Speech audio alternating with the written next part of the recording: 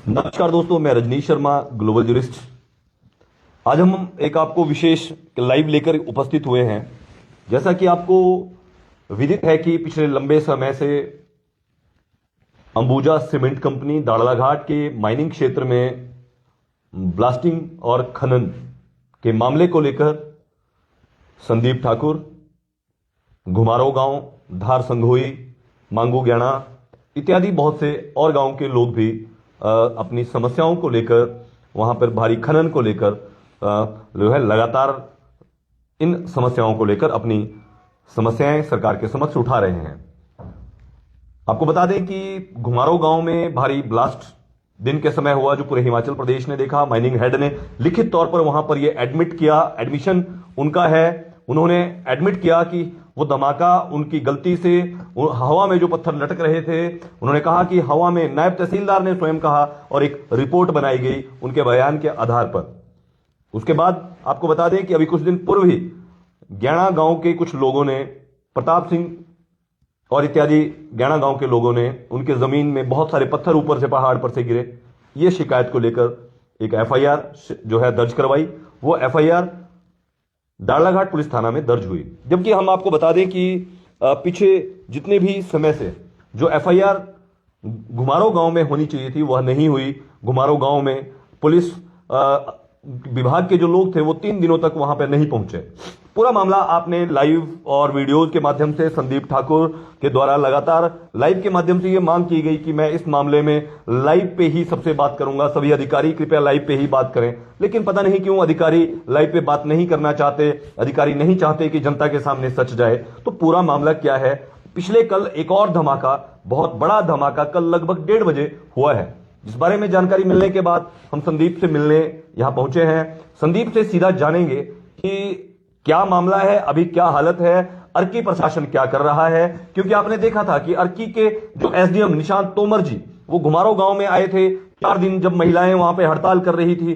4 दिनों की हड़ताल के बाद उन्होंने पुलिस बल लेकर वहां पे आए थे स्वयं बातचीत करने के लिए। उपमंडलाधिकारी बिना पुलिस के आते हैं, वो कोई पुलिस विभाग के उपमंडलाधिकारी नहीं है, वो नागरिक है। उपमंडलाधिकारी ब्रैकेट में नागरिक रहता है, मतलब नागरिकों को अधिकार होता है उनसे बात करने का, वो नागरिकों के अधिकारी हैं। वो पुलिस की छावनी बनाकर उन्होंने लोगों को झूठे आश्वासन दिए। उन्होंने कहा कि लोगों से बात करवाने के लिए वो अंबुजा के अधिकारियों को लाए हैं। इसी विषय पर बात करेंगे कि क्या एक गैर जिम्मेदाराना व्यवहार, उनके गैर जिम्मेदाराना व्यवहार के चलते उन्होंने किस तरीके से पुलिस विभाग की कार्रवाई में दखल दिया, उन्होंने किस तरीके से जिन कंपनी दोषी अधिकारियों के खिलाफ पुलिस जांच कर रही थी, उन दोषी अधिकारियों को क्यों जनता के बीच में क्यों बात करवाने के लिए, और कौन सी बातचीत, अपराध के लिए क्या बातचीत होती है, यह सब जानेंगे संदीप ठाकुर से। नमस्कार संदीप ठाकुर, आपका स्वागत है बिलासपुरी सट्टाला के हमारे इस लाइव स्ट्रीम और हिमाचल प्रदेश और हिमाचल सट्टाला पर। थोड़ा सा आपसे जानेंगे सबसे पहले कि इस समय आज कितने दिन हो गए हैं आपकी हड़ताल के, क्या आपसे जिला प्रशासन, अर्की प्रशासन ने कोई बातचीत की है या क्या अभी चल रहा है? नमस्कार सर। सबसे पहले बिलासपुर हिमाचल सट्टाला का बहुत बहुत धन्यवाद कि वो हमारी जो ये ग्राउंड रिपोर्ट है इसको अपने चैनल के माध्यम से देश प्रदेश तक पहुंचा रहे हैं। और बहुत कम ऐसे मीडिया संस्थान हैं जो आगे आकर हिम्मत जुटाते हैं। तो सबसे पहले सर आपका बहुत बहुत धन्यवाद। और जो ये सब पूरा मामला है, क्योंकि आपने पूरा वैसे इन शॉर्ट में बता दिया कि किस तरह से ये ब्लास्टिंग मामला आज एक बहुत बड़ा रूप ले चुका है। और क्योंकि हमारा जो मंच है सर, उसका पहले दिन से ये उद्देश्य रहा था कि बंद कमरों में मीटिंग नहीं होनी चाहिए। जैसे कि आपने कहा कि हमारे मंच का यही था कि जो बात हो ऑन कैमरा हो। और इसका बहुत बड़ा एक कारण है सर, मैं बताना चाहूँगा जनता को कि क्योंकि आज से पहले जितनी भी वार्ताएं हुई, जितनी भी मीटिंग हुई, या चाहे भूमि अधिग्रहण से जुड़ी मामले थे, चाहे लोगों की जान खतरे में थी, वो चंद दलालों या जयचंदों द्वारा, जो कंपनी के द्वारा खरीदे गए थे, वो उनके द्वारा बंद कमरों में बैठकें हुई और भोले भाले लोगों को बताया गया कि यही जयचंद हमारे भगवान है और यही हमारे आका है, ये जो बात करेंगे वही फाइनल होगी। चाहे हमारे गांव की बात हो, चाहे इलाके की बात हो, तो वही जयचंद कुछ 4-5 लोगों को कंपनी ने अपना पाले की तरफ खींचकर और बहुत सारे लोगों के साथ धोखाधड़ी की। संदीप जी, आपसे पूछेंगे 9 नवंबर को एसडीएम अर्की निशांत तोमर जी जी घुमारो गांव में ब्लास्टिंग मामले के बाद 4 दिनों से महिलाएं हड़ताल कर रही थी। वहां भारी पुलिस बल लेकर वहां पहुंचे थे। जी वहां की बातचीत सभी लोगों ने सुनी है, सभी लोगों ने देखी है कि एसडीएम महोदय के पास ना तो एमओयू था, ना कंपनी के पास एमओयू था। कंपनी के ब्लास्टिंग में जो दोषी अधिकारी थे वो मौके पर मौजूद थे। वो क्यों लाए गए थे और फिर क्या आश्वासन उसके बाद दिया गया, थोड़ा उसके आगे, क्योंकि लोगों को उसके आगे थोड़ा सा आप बताएं। उसके बाद कोई बैठक, उन्होंने कहा कि अहमदाबाद से कंपनी के उच्च अधिकारी आएंगे, लोगों की बातचीत करवाएंगे। मतलब ब्लास्टिंग मामले में कुछ नहीं करेंगे या ब्लास्टिंग को लेकर बातचीत करेंगे, ये आपसे लोग जानना चाहते हैं कि उन्होंने 16 तारीख की बैठक में क्या किया। जी सर, जैसे कि सर सभी को पता है कि जिस दिन 9/12 की बात है, जिस दिन एसडीएम महोदय बहुत बड़ी एक पुलिस छावनी के साथ आए थे, जिनमें ज्यादातर जो पुलिस के अधिकारी थे वो उच्च अधिकारी थे। जैसे डीएसपी महोदय दालाघाट से थे, एसएचओ महोदय थे, सब इंस्पेक्टर थे और ज्यादातर हेड कांस्टेबल थे।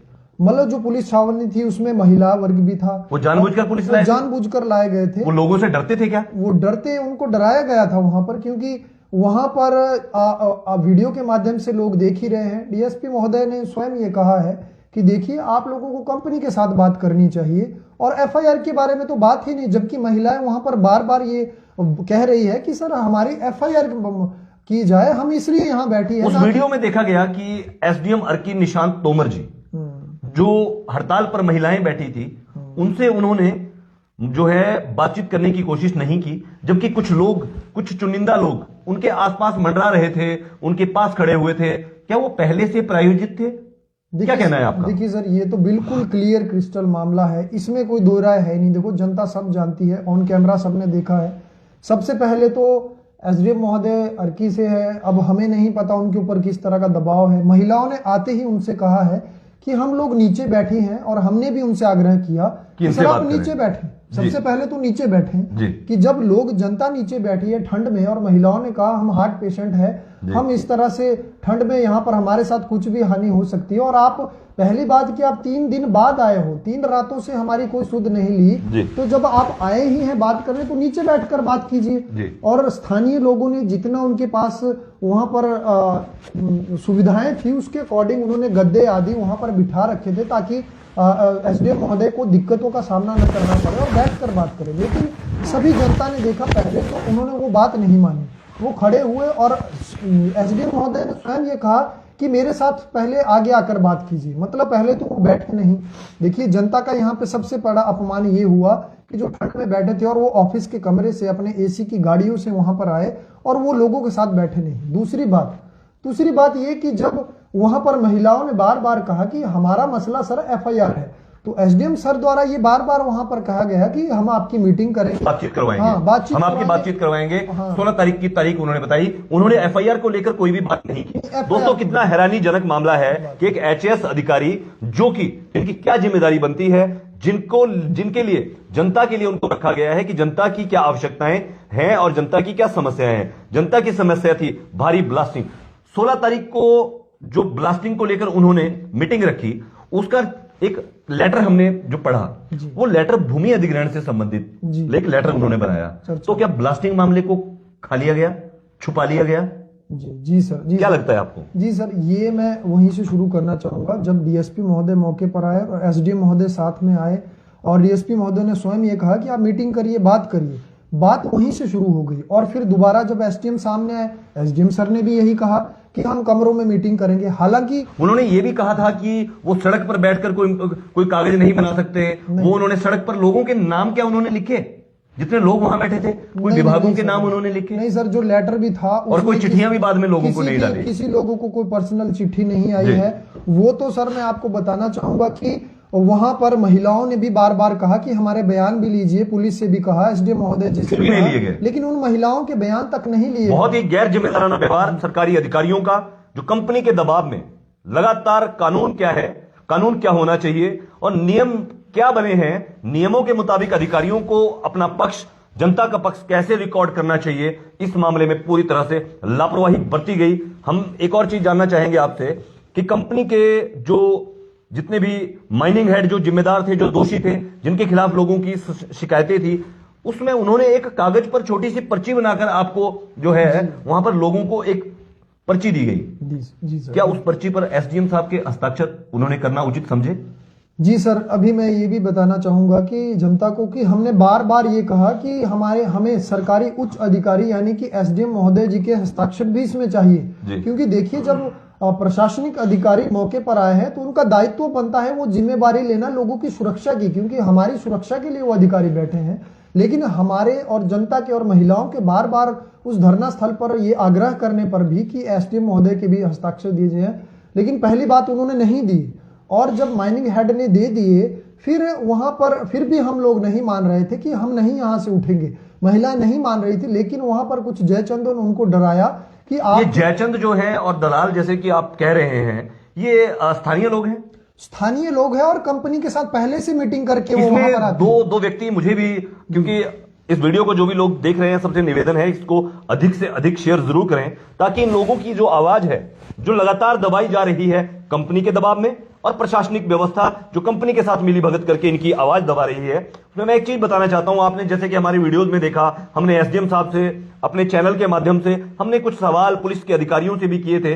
लगातार पुलिस एसडीएम महोदय के आदेश के चलते एक मामला 10750 का मेरे ऊपर भी बनाया गया, जबकि हड़ताल जो लोग कर रहे थे, जो 4 दिनों से हड़ताल कर रहे, उनके खिलाफ ऐसा कोई मामला नहीं बनाया गया। 10750 का एक मैटर मेरे खिलाफ बनाया गया कि मैं वहां पे दोनों पक्षों की बात क्यों पूछ रहा हूं। शर्म की बात है, शर्म आनी चाहिए ऐसे अधिकारियों को, या तो उन्हें इस्तीफा दे देना चाहिए या सरकार को उन्हें बर्खास्त कर देना चाहिए। लेकिन उसके साथ ही संदीप ठाकुर पर अभी तक आपके ऊपर कुल कितने मुकदमे दर्ज किए गए हैं? सर अभी लगभग 2 एफआईआर है मेरे ऊपर, जिनमें अलग अलग बीएनएस की धाराएं लगाई गई है, और उसके बाद 2 सिविल सूट है और एक 10750 का एसडीएम लगभग 5-6 मुकदमे। एक तोहफा मुझे वो मिला है। तो ये तोहफा आपको इसलिए मिला है क्योंकि आप जो कंपनी यहां पर हेराफेरी अवैध खनन कर रही है, अवैध माइनिंग कर रही है, उसके पक्ष में, जनता के पक्ष में जब आपने जनता की सुरक्षा को लेकर आवाज उठाई, तो जनता के बीच में से ही कुछ खरीदे हुए लोग वहां पर अंबुजा कंपनी के मददगार जो लोग हैं वो अपने लोगों को जो है, आपसे जानना चाहते हैं आपके ऊपर इस समय कितना दबाव है या क्या आपको खतरा आपको बना हुआ है? जी सर, मैं खतरे की बात करूं तो सबसे पहले तो सर मैं बताना चाहूंगा कि मुझे कहीं से अभी सुनने में आया था मेरे, क्योंकि देखिए अगर कंपनी के भी दलाल हैं तो हमारे भी एक अच्छे लोग भी हैं इस समाज में जो हमें अपडेट देते हैं, तो वही कुछ अच्छे लोग हैं, मतलब बुरे लोग हैं तो अच्छे लोग भी हैं जो हमें अपडेट देते हैं। तो उन्हीं अच्छे लोगों में से मुझे अभी 5 दिन पहले एक मैसेज पहुंचाया गया कि संदीप जी आपको किसी जनप्रतिनिधि के पास के थ्रू मुझे कॉल आया, जो मेरे जानने वाले हैं, उनको कहा गया कि संदीप को बोला जाए कि आप बंद कमरों में मीटिंग में आइए, किसी उच्च अधिकारी द्वारा, प्रशासनिक अधिकारी द्वारा बुलाया जा रहा है, अगर आप नहीं आते हैं तो आपके ऊपर हम कुछ कड़ी कार्रवाई करने वाले हैं। अब मतलब वो हमला करवा सकते हैं, वो कोई भी हो सकती है। अब वो क्वेश्चन सवाल है, अब हमारी जान को भी खतरा है सर। मैं बार बार कह रहा हूं एसपी महोदय सोलन से भी कि हमारी जिम्मेवारी मेरे और मेरे साथ लोग, जैसा आपने ये हड़ताल शुरू करने से पहले आपने एसपी सोलन को एक लेटर हमने देखा, आपने और दाड़लाघाट पुलिस स्टेशन को आपने इंटीमेट किया था। जी सर। बावजूद उसके इंटीमेशन के बावजूद भी आपके ऊपर मुकदमे बनाए गए, आपके ऊपर डराया गया, जबकि आपने क्या कभी कोई काम रोका है? जी तो माइनिंग का कोई काम चल रहा हो आपने रोका है? सर ना, हमने कोई माइनिंग का काम कभी रोका है, क्योंकि हमने जो भी कार्रवाई करी है वो ऑन कैमरा है सर, सब कुछ लाइव आ रहा है, लाइव जनता देख रही है। ना हमने किसी को काम में कोई बाधा उत्पन्न की है, ना हमने अभद्र विवाह, ना हमने गाली गलौज, ना ही हमने कोई दंगई वहां पर की है, ना ही उनके, लेकिन फिर भी झूठे मुकदमे बनाए जा रहे हैं। झूठे। आप हमें ये बताएं कि एसडीएम महोदय ने उस दिन ये कहा, लिखकर एक छोटा पर्चू दिया गया कंपनी हेड के द्वारा, जिसमें कोई भी सरकारी अधिकारियों ने हस्ताक्षर करना उचित नहीं समझा, पल्ला झाड़ दिया। कंपनी के जो माइनिंग हेड थे उन्होंने आपकी मौजूदगी में नायब तहसीलदार के पास एक बयान दिया था। क्या आप बताएंगे प्रदेश की जनता को कि वो बयान में उन्होंने क्या लिखा था? जी सर, उन्होंने बयान में सर सीधे तौर पर क्लियर क्रिस्टल शब्दों में ये स्वीकृति अपनाई थी कि हाँ जो ये ब्लास्ट हुआ है, उन्होंने उसमें उनकी सहमति स्वीकार किया था जी। और जो उन्होंने साथ में ये भी कहा था, जब स्वीकार किया था तो उन्होंने ये भी माना कि जिस जगह से वो पत्थर आए हैं वो तभी घुमारो अगर गांव में वो पहुंचे। घुमारे गांव में पहुंचे और ट्रेंच जो बनी है कि हम उसको और चौड़ा करें, मतलब सही नहीं बनी थी, ये सही भी उन्होंने नहीं माना। बनी थी। वो माना है तो स्वीकृति है उनकी। तो एसडीएम साहब ने नायब तहसीलदार के पास उन्होंने बयान दिया, नायब तहसीलदार ने रिपोर्ट सबमिट की होगी एसडीएम महोदय के पास। क्या आपको लगता है कि अभी तक कोई एसडीएम महोदय ने ऐसा कोई आदेश पारित किया कि कंपनी अपनी माइनिंग रोके, जबकि लगातार धमाके हो रहे हैं? एक अभी एफआईआर एक और हुआ मांगू में, एक अभी पिछले कल और धमाका हमने देखा कि किस तरीके से कल एक बहुत बड़ा धमाके का वीडियो सामने आया है। तो फिर एसडीएम महोदय क्या कर रहे हैं? क्या कंपनी एसडीएम अर्की की नहीं सुनती है? सर ये बहुत ही ज्यादा गंभीर एक प्रश्न है एसडीएम महोदय और प्रशासनिक कार्य प्रणाली पर, कि देखिए घुमारो ब्लास्ट मामले को पहले तो दबाया गया जी। चर्चाओं का विषय बनाया गया, लोगों को भटकाया गया मुद्दे से, और एफआईआर को बिल्कुल ही गायब कर दिया गया। और आज 1 महीना होने को आ चुका उसमें, और उसके बाद हमारे जो एसडीएम महोदय हैं आज दिन तक मौके पर नहीं आए। वो नहीं आए। पहला सवाल, एक बार भी नहीं। अन्य जगहों में भी नहीं आए। अन्य जगह में भी नहीं आया। और 16 तारीख को जो बैठक हुई है, मैं बताना चाहूंगा जनता को कि उसमें लोगों के पास स्वयं एसडीएम सर ने कहा कि मैं मौके का निरीक्षण करूंगा। उन्होंने ये भी कहा था जी। कहीं ना कहीं वो बिना एमओयू के वहां आए थे, और मैंने उनसे एक सवाल पूछा था, तो उन्होंने मुझसे भी मेरी पंचायत पूछी थी। अपनी पंचायत तो उन्होंने नहीं बताई, वो किस पंचायत के रहने वाले हैं, वो कहां से कब भर्ती हुए, लेकिन उन्होंने मुझसे मेरी पंचायत पूछी थी। उनके हाथ में एमओयू नहीं था। तो आज तक वो एमओयू उन्होंने पढ़ लिया? क्या लगता है आपको? सर एमओयू पढ़ने का तो सीधा ये यहाँ पर इनके ऊपर सवाल खड़ा हो रहा है कि एमओयू जब वो मौके पर आए वहां पर भी वो पढ़ के नहीं आए थे, और उन्होंने कहा था कि मैं 16 तारीख की मीटिंग से पहले स्टडी करूंगा। तो वहां पे उन्होंने क्या स्टडी किया? अगर वो मौके पर नहीं आ रहे हैं, वो देख नहीं पा रहे, और उसके बाद 25 तारीख को फिर धमाका हुआ। एफआईआर दाड़लाघाट पुलिस स्टेशन ने अब एक एफआईआर दर्ज की है जी। लेकिन फिर भी वो वहां नहीं पहुंचे, फिर भी नहीं आए। और एक और धमाका पिछले कल इतना बड़ा जानलेवा धमाका हुआ है सर, मैंने वीडियो के माध्यम से अपने बताया है कि वहां पर हमारे ठीक जहां पर हम धरने में बैठे, मुझे वहां से भाग कर आना पड़ा, और वो भी मैंने मेल की है दाड़लाघाट एसएचओ और एसपी महोदय को कि सर हमारी जान खतरे में है। आपसे हम पूछना चाहेंगे, हिमाचल प्रदेश के मुख्यमंत्री और हिमाचल प्रदेश के अन्य उच्च अधिकारियों से मेल और व्यक्तिगत तौर पर आप मिले? जी सर बिल्कुल, मैं माननीय मुख्यमंत्री सुखविंदर सिंह सुक्खू जी से 11/12/2025 को फिजिकली उनको मिला हूं, और उनको मेल के माध्यम से भी ये सारा वार्ता मैंने बताई, और वैसे भी उनसे बताई। वो बड़े हैरान हुए। मैंने उनसे कहा कि सर ब्लास्ट मामला वहां पर बहुत भारी ब्लास्ट हुआ है घुमारो गांव में, और जिसको सुनकर वो भी हैरान हुए, और उन्होंने आश्वासन भी दिया। और उसके साथ ही हर्षवर्धन चौहान जो हमारे उद्योग मंत्री हैं उनसे भी पर्सनली मिला, और उन्होंने बिल्कुल इसका विरोध किया। इस इलाका के जो विधायक हैं जी सर, उनसे भी कोई बात हुई आपकी? जी सर, संजय अवस्थी जी से भी मैं अभी तक सर 3 बार मिल चुका हूं अभी तक। उनका क्या कहना है इस विषय में? उनका हर बार यही होता है कि हाँ संदीप जी हम इसमें करेंगे, आश्वासन। वो इसमें अलग करेंगे, लेकिन प्रशासनिक अधिकारी इसमें क्या कर रहे हैं, ये एक बड़ा सवाल है। लेकिन क्या सर आपने उन्होंने एसडीएम माननीय भाई संजय अवस्थी जी ने यह भी कहा था कि मैंने निशांत तोमर जी को एसडीएम महोदय को भेजा तो है मौके पर। तो मेरा यह भी सवाल है कि अगर एसडीएम महोदय को उन्होंने भेजा तो एसडीएम महोदय की कोई जिम्मेवारी नहीं है? वो जब उनको कोई उच्च अधिकारी कहेगा तब वो जाएंगे? ये बहुत बड़ा सवाल है सर, गंभीर सवाल है जी। तो किस लिए बैठे हैं वहां? जी बिल्कुल जायज सवाल यहां पर पूछे जा रहे हैं, लेकिन यह समझ नहीं आ रहा है कि एक तरफ प्रशासनिक अधिकारियों ने जब जनता के बीच में खड़े होकर जनता को आश्वस्त किया था कि धमाके को लेकर वो कार्रवाई करेंगे, तो अब यह जानकारी मिली है कि जिन घुमारो गांव के लोगों के द्वारा शिकायतें दी गई थी, उनकी शिकायतें दबाव डालकर कंपनी के द्वारा और संबंधित अधिकारियों के द्वारा उन शिकायतों को विड्रॉ करवा लिया गया है। लेकिन हम आपको बता दें कि एक धमाका जिसके संदर्भ में एक रिपोर्ट बनाई जा चुकी थी, जिसके संदर्भ में रिपोर्ट आगे उच्च अधिकारियों को प्रेषित की जा चुकी थी, आखिर उसको कैसे छुपाया जा सकता है? क्या सिर्फ एक कंपनी को बचाने के लिए, कंपनी प्रबंधन को बचाने के लिए, और कंपनी का मालिक एक अडानी, एक बहुत बड़ा ग्रुप, एक बहुत बड़ा नाम है, सिर्फ उसी नाम से बचाने के लिए उस एफआईआर में कहीं ना कहीं लोगों से मामला विड्रॉ करवा दिया गया है? मामला बहुत ही खतरनाक मामला, एक तरफ से आम जनता के जीवन, उनके अधिकारों और मानवाधिकारों से जुड़ा हुआ है। संदीप जी, मामला सरकारी विभागीय अधिकारियों की लापरवाही, निष्क्रियता और नालायकी का भी है।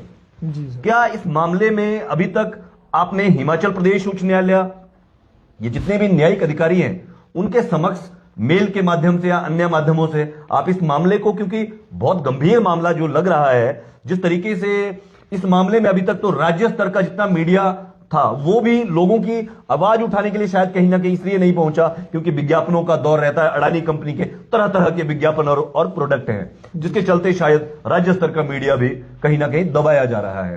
तो क्या लगता है आपको कि हिमाचल प्रदेश उच्च न्यायालय या अन्य न्यायिक अधिकारियों के समक्ष आप इस बात को रखेंगे, उठाएंगे? कैसे आगे क्या करेंगे?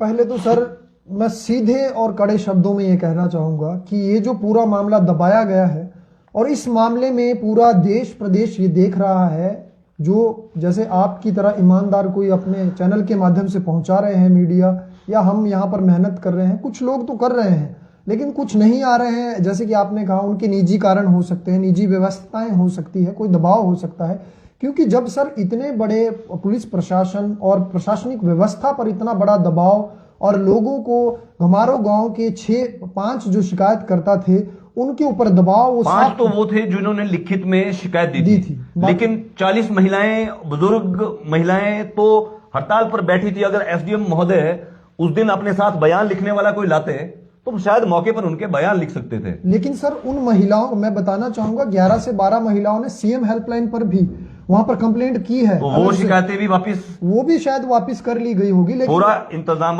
किए गए हैं। एक कंपनी जो कि अवैध खनन और भारी अनियंत्रित और अवैज्ञानिक ब्लास्टिंग करती जा रही है, उनको बचाने के लिए किस तरीके से लोगों पर दबाव डाला जा रहा है। एक आपके द्वारा ये लगातार आरोप लगाए जा रहे हैं कि कंपनी रात को भी 10 बजे से लेकर सुबह 5 बजे तक अवैध खनन करती है।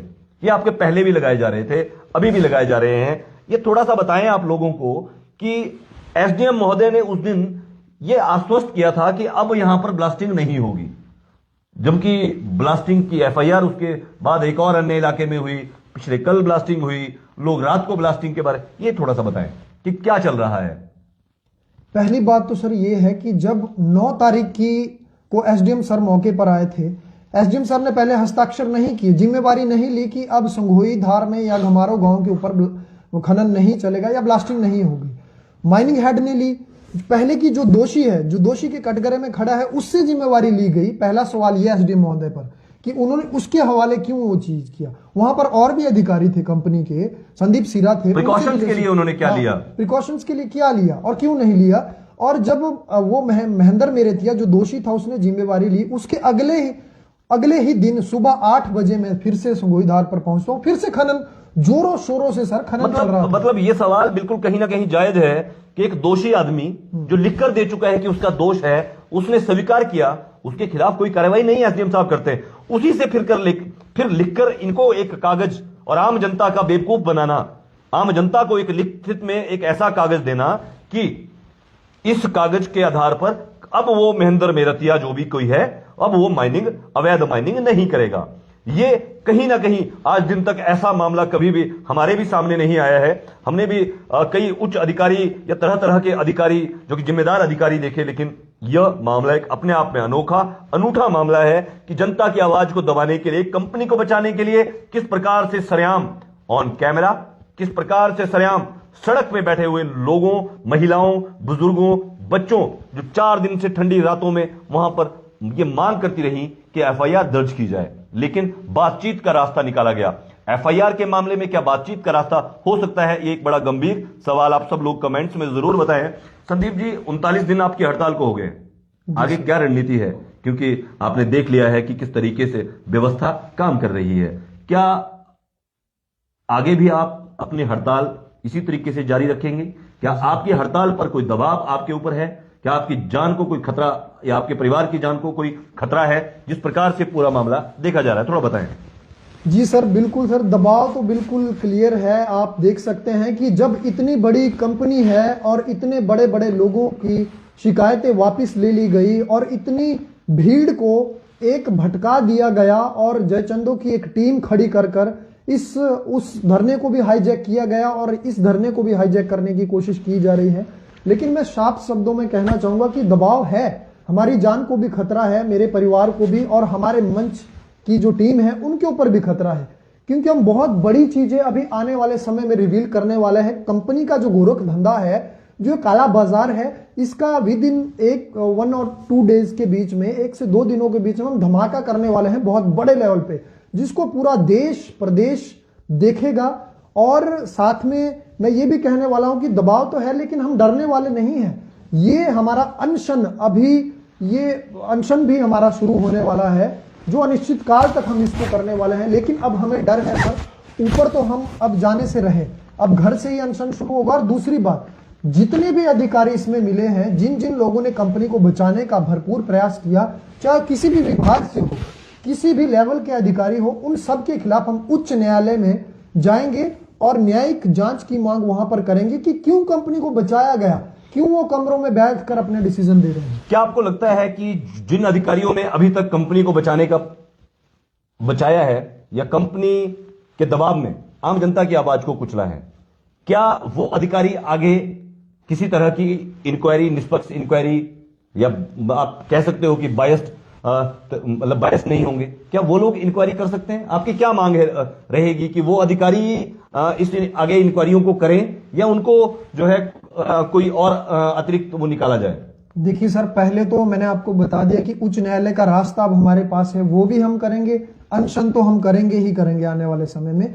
लेकिन जो दोषी है, ये वही बात आपने सवाल पूछ दिया जो माइनिंग हेड पर अप्लाई होता है, कि वो दोषी था और दोषी उसमें डिसीजन नहीं दे सकता। वैसे ही जिन जिन लोगों ने कंपनी को बचाने का भी भरपूर प्रयास किया है, उनसे उम्मीद कैसे रखी जा सकती है? वो अब उसका डिसीजन करेगा न्यायालय, उसका उनके ऊपर कार्रवाई करेगा उच्च न्यायालय। लेकिन जो अब कमेटी बनने की बात है, वो तो दोषी अगर पाए जाते हैं, उनका तो सवाल ही खड़ा नहीं होता, वो फिर से कंपनी के लिए ढाल बनकर खड़े हो जाएंगे। तो जो उसमें कमेटी, तो आप मुख्यमंत्री जी से क्या मांग करना चाहेंगे इस वीडियो के माध्यम से? उन अधिकारियों के लिए आप क्या मांग करना चाहेंगे? मैं सीधा मुख्यमंत्री जी से यह आग्रह करना चाहूंगा हाथ जोड़कर कि माननीय मुख्यमंत्री जी, आप जल्दी से जल्दी, क्योंकि पूरा देश खतरे में है, प्रदेश, हमारा इलाका, हमारे लोग खतरे में है, जो कंपनी को बचाने वाले अधिकारी हैं उनको तुरंत बर्खास्त किया जाए। क्योंकि जनता की तरफ से मैं ये मांग करता हूं, अपने मंच की तरफ से ये मांग करता हूं। 39 दिन हो चुके हैं, लोगों को लगभग 10 से 12 दिन क्रमिक भूख हड़ताल में हो चुके हैं। अब पानी सिर के ऊपर जा चुका है और हमें डराया जा रहा है सर। वहां से कल भागकर आना पड़ा मुझे जान बचाकर, क्योंकि उस जगह पर अब कंपनी ब्लास्ट कर रही है, कंपनी आग बबूली हो चुकी है सर। हमें वहां से धकेला खदेड़ा जा रहा है। कंपनी ये दिखाना चाह रही है कि आप लोगों ने हमारे खिलाफ आवाज उठाई थी, हम किसी से नहीं डरते, ना हम एसडीएम से डरते, ना हम कानून से डरते हैं। शायद इसी स्तर पर यह बड़ा ही गंभीर मामला है। जैसा कि संदीप ठाकुर को लगातार आपने सुना, और कई लंबे अरसे से 39 दिन इनको भारी ठंड में यहां पर अपने क्षेत्र के लोगों के साथ, लेकिन बड़े स्तर पर ये एक मामला अपने आप, इन्होंने कहा कि अधिकारियों की बर्खास्तगी उनको बर्खास्त किया जाए। और दूसरे स्तर पर ये मैजिस्ट्रेट इंक्वायरी की मांग अपनी लगातार जो करते आ रहे हैं, ब्लास्टिंग को लेकर, अवैध खनन को लेकर नियमों, क्योंकि एक तरफ सभी लोगों को पता है कि देश के अंदर अरावली जैसा मामला, पहाड़ों में अवैध खनन किस प्रकार किया जाता है सरकारों के इशारों पर, अधिकारियों को खरीदकर, ये सबके सामने आ चुका है। कोई पहला मामला नहीं है। अंबुजा अडानी सीमेंट कंपनी दिन रात जिस तरीके से अवैध माइनिंग और जितने भी डेंजर जोन एरिया के अंदर जो घर हैं वो बिल्कुल असुरक्षित हैं, उनकी आवाज को लेकर, उनकी आसपास के गांव, प्रभावित गांवों की सुरक्षा को लेकर चिंतित हैं सीमेंट उद्योग व माइनिंग प्रभावित मंच के संयोजक और अन्य इनके किसान, प्रभावित किसान। लेकिन कितने शर्म की बात है कि अरावली, एक तरफ इतना बड़ा मामला अरावली का पूरे देश के अंदर चल रहा है, और दूसरा मामला अरावली के बाद यहां पर अंबुजा सीमेंट कंपनी के माइनिंग क्षेत्र दाड़ला घाट मांगू क्षेत्र में चल रहा है, और तीसरा आपको बता दें इसी अंबुजा अडानी सीमेंट कंपनी का अवैध ब्लास्टिंग, अनियंत्रित ब्लास्टिंग का मामला एसीसी सीमेंट कंपनी के धौड़कोठी, कुन्नू गांव और आसपास का जो माइनिंग एरिया जो बरमाना सीमेंट कंपनी का है, वहां भी यही हालात हैं। पहाड़ों को काटा जा रहा है, पहाड़ों को नियम कायदे कानून को दरकिनार कर। नियम कायदे कानून क्या कहते हैं, इसको जो अनुपालना है वो सरकारी विभागों द्वारा करवाई जानी थी, लेकिन सरकारी विभागों के अधिकारियों की निष्क्रियता आप देखिए कि उनको जनता से बात करने के लिए पुलिस लेकर वहां पहुंचते हैं और बाद में दस्तावेज, कागज ही बदल देते हैं, जिस कागज में उनको लिखना था कि ब्लास्टिंग मामले में वो मीटिंग कर रहे हैं, उसमें वो लिखते हैं कि भूमि अधिग्रहण मामले में वो मीटिंग कर रहे हैं। जनता को बेवकूफ बनाना नहीं तो और क्या है? क्या इसलिए पढ़े लिखे लोगों को अधिकारी बनाया जाता है कि वो अनपढ़ लोगों को, अनजान लोगों को, भोले भाले लोगों को, प्रदेश के लोगों को, प्रदेश के ही लोग कंपनियों के इशारे पर बेवकूफ बनाते जा रहे हैं? एक बड़ा षड्यंत्र है जिसका आने वाले दिनों में पूरा खुलासा जो है ये सीमेंट उद्योग वह माइनिंग प्रभावित मंच जो है वो करने वाला है। 39 दिन इनकी हड़ताल को क्रमिक अनशन चल रहा है और क्रमिक अनशन के साथ साथ इनकी हड़ताल चल रही है, लेकिन सरकारी स्तर पर कोई भी अधिकारी अभी तक घुमारों के बाद दाहर संगोई या अन्य क्षेत्रों में नहीं पहुंचा है। न लोगों की सुरक्षा को उन्होंने देखा है। ये अपने आप में एक निश्चित तौर पर, क्योंकि इस मामले में बिल्कुल जैसा कि इन्होंने कहा कि ये उच्च न्यायालय भी जाएंगे, हमारा भी ये निवेदन है कि माननीय उच्च न्यायालय या सर्वोच्च न्यायालय इस मामले में जो भी लोग हैं, आप सब इस वीडियो को टैग कर सकते हैं हिमाचल प्रदेश हाई कोर्ट को और सुप्रीम कोर्ट के सभी जितने भी न्यायिक जो न्यायमूर्ति हैं, क्योंकि यह मामला एक संज्ञान का मामला, यह स्वतः संज्ञान का मामला है जिसमें इतने दिनों से लोगों के साथ किस प्रकार से क्रूरता, किस प्रकार से उनको दबाया जा रहा है और किस प्रकार से लोगों को ही फंसाया जा रहा है, उनके ऊपर उल्टे एफआईआर किए जा रहे हैं, जबकि उतने सख्त और उतने विभिन्न धाराओं में, आपराधिक धाराओं में जो एफआईआर है वो उन कंपनियों, उनके अधिकारियों के खिलाफ किए जाने चाहिए थे, क्योंकि कंपनी लिखकर दे चुकी है। जो कंपनी लिखकर दे चुकी है उसको बचाने के लिए पूरा प्रशासन, पूरे सरकारी अधिकारी सभी जो है अपनी जो जिम्मेदारी उनकी है, जो जिस हेतु उनको सरकारी पद दिया गया है, उसको कहीं ना कहीं उस शपथ को भूल चुके हैं और कंपनी के लिए कार्य कर रहे हैं, ऐसा इनका आरोप है, ऐसा इनका कहना है। हम उम्मीद करते हैं कि आप सब लोग जो माइनिंग एरिया के आसपास के जो लोग हैं उनकी, लोगों की सुरक्षा और उनके लोगों के मानवाधिकारों की सुरक्षा के लिए जो सीमेंट उद्योग व प्रभावित जो माइनिंग प्रभावित मंच है और उसके जो जितने भी जो प्रभावित किसान हैं उन सब लोगों की आवाज निश्चित तौर पर हिमाचल प्रदेश सरकार इस मामले में क्या कार्रवाई करेगी। इन्होंने कहा कि उद्योग मंत्री जी से और हिमाचल प्रदेश के मुख्यमंत्री जी से और इस क्षेत्र के विधायक जी से भी ये अपनी लोगों की समस्याओं को रख चुके हैं, लेकिन बड़े स्तर पर मामला दबाया जा रहा है, ऐसा इनका आरोप है। आप हिमाचल प्रदेश के मुख्यमंत्री जी से अंतिम सवाल क्या कहना चाहेंगे? मैं सिर्फ इतना कहना चाहूंगा कि माननीय मुख्यमंत्री जी कि आप इस मामले में आपको स्वयं आना बहुत ज्यादा अभी जरूरी है, क्योंकि हमारी जो जनता है वो भी बार बार हमारी वीडियो के माध्यम से आपसे आग्रह कर रही है और कह रही है कि, क्योंकि बात यहाँ पर बीजेपी या कांग्रेस का नहीं है, बात यहाँ पर है लोगों की सुरक्षा का, बात यहाँ पर है ये जो नरसंहार जो लीला चल रही है इससे बचाने के लिए कि लोगों के लिए आप जो भी कर सकते हैं सर वो तुरंत कीजिए, क्योंकि हम सभी की लोग और सभी जो माइनिंग सीमेंट वो प्रभावित मंच है, हमारी टीम है जो बैक हैंड पर काम कर रही है, दिन रात काम कर रही है, और जो किसान है, हमारे भाई है, उन लोगों पर जो दबाव बनाया जा रहा है कंपनी की तरफ से, चाहे एफआईआर वापस लेने का मामला हो, चाहे भूमि अधिग्रहण में लोगों को के हस्ताक्षर लेने या उन पर किसी भी तरह का प्रलोभन देने का मामला हो, सर उसमें आपका संज्ञान लेना अभी बहुत ज्यादा जरूरी हो चुका है। तो हम आपसे उम्मीद करते हैं कि आप तुरंत एक राज्य स्तरीय मैजिस्ट्रेट इंक्वायरी की यहाँ पर जांच करवाएं और जितने भी ये कंपनी के बोर्ड ऑफ मेंबर हैं इनको यहाँ से बर्खास्त किया जाए, इनके ऊपर एफआईआर दर्ज की जाए सर, उसके आप इंक्वायरी बिठाएं और जितने प्रशासनिक अधिकारी इसमें इन्वॉल्व हैं जो कंपनी को बचाने का कार्य कर रहे हैं उनको भी यहाँ से उनका इस्तीफा लिया जाए सर। जी बिल्कुल, इन्होंने कहा है कि कंपनी के board of directors Ambuja Adani cement company और अडानी सीमेंट इंडस्ट्रीज के द्वारा जो अधिग्रहण किया गया है दोनों सीमेंट कंपनियों का बड़े स्तर पर एक बड़े गंभीर मामले, क्योंकि यहां तो मामले सामने आए हैं, जहां मामले सामने नहीं आए हैं वो कंपनियां क्या कर रही हैं, किस तरीके से पर्यावरणीय जो नियम है, अवैध खनन के कई मामले, हिमाचल प्रदेश उच्च न्यायालय पहले ही इस मामलों में सख्त है, सोलन और हिमाचल प्रदेश के कई एसपी को यह निर्देश दे चुका है कि इस प्रकार से अवैध खनन नहीं किया जाना चाहिए, लेकिन भारी अवैध खनन, जैसा कि इन्होंने कहा, अवैध खनन का एक बड़ा पूरी कंपनी का सनसनीखेज खुलासा लगातार जल्दी ही जो सीमेंट उद्योग व माइनिंग प्रभावित जो मंच है वो करने वाला है। लेकिन हिमाचल प्रदेश के सरकार के जो नुमाइंदे जो व्यवस्था परिवर्तन के नाम पर सरकार बनाए बैठे हैं और व्यवस्था परिवर्तन की बातें करते हैं, क्या वो जनता के साथ खड़े हैं या अंबुजा सीमेंट कंपनी के साथ खड़े हैं? ये कहीं ना कहीं एक बड़ा सोचनीय विषय है और उम्मीद करते हैं कि सभी नेता जो हैं वो ऐसे संबंधित जो अधिकारी जो कंपनी के इशारों पर आज जनता की आवाज को कुचल रहे हैं और कंपनी के द्वारा स्वीकार करने के बाद की कंपनी ने ब्लास्ट किया है, फिर भी जनता की आवाज, जनता की शिकायतें वापस करवाने का एक ऐसा गोरख धंधा यहां पर चल रहा है अर्की उपमंडल में। ये कहीं ना कहीं शर्म की बात है। सभी पूरा जिला के संबंधित विभाग, खनन विभाग, संबंधित अधिकारी, इन पर कहीं ना कहीं यह प्रश्न चिन्ह लगता है कि वो अपने सरकारी जो उनका पद है उसका कहीं ना कहीं वो दुरुपयोग कर रहे हैं। उम्मीद करते हैं हिमाचल प्रदेश उच्च न्यायालय और सरकार के जो जिम्मेदार जो अधिकारी, जो मंत्री हैं, वो ऐसे संबंधित विभागीय सभी अधिकारियों के खिलाफ जो है उनके खिलाफ जो कि इनकी मांग है कि उनको बर्खास्त किया जाए, उनके खिलाफ विभागीय इंक्वायरीज बिठाई जाए ताकि जनता जो कह रही थी और जनता की सुरक्षा में जो लोग लगे थे उन्होंने कैसे अडानी ग्रुप का साथ यहां पर दिया है। बड़ा गंभीर मामला है। आप बने रहिए और जुड़े रहिए। हिमाचल प्रदेश के प्रगतिशील लोग कृपया इस मामले पर नजर बनाए रखें क्योंकि लोगों की सुरक्षा खतरे में है। रजनीश शर्मा, ग्लोबल ज्यूरिस्ट, हमारे chief news editor Rohit Thakur के साथ।